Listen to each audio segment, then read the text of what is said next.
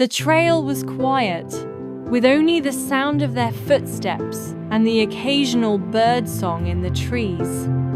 But the moment Liam's foot landed on the soft dirt, he heard the distant sound of footsteps behind him, growing louder. He looked over his shoulder, just in time to see a group of hikers rounding the bend. They moved with quick, confident strides, chatting and laughing as they passed by. Liam's heart skipped a beat. What if they leave me behind? The thought hit him like a stone in the stomach. His eyes flicked back toward his parents, already ahead. But it felt like the space between them was growing. The hikers passed him, moving faster, and in that moment, he felt so far behind. His feet felt heavier, the pressure in his chest tightening with every step. "Liam, we're right here." His mom's voice was soft, but it didn't quite reach him. Her words were muffled by the anxiety rising in his chest. Liam tried to keep moving, but the thought of being left behind, of not being able to keep Upachode in his mind. He wanted to run after them, to somehow close the distance, but his legs refused to obey.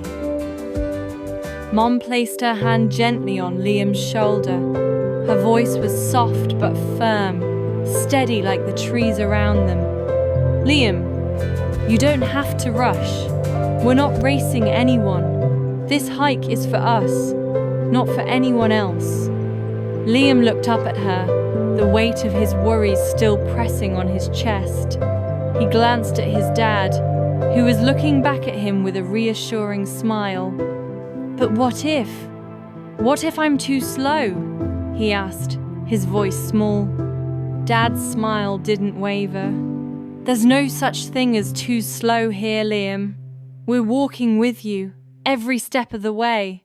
No one's ahead, no one's behind. We're in this together." Liam's eyes dropped to the dirt again. The idea of moving forward, even slowly, felt strange, but somehow, hearing his parents' words made him feel less alone. He wasn't racing anyone. He wasn't being judged.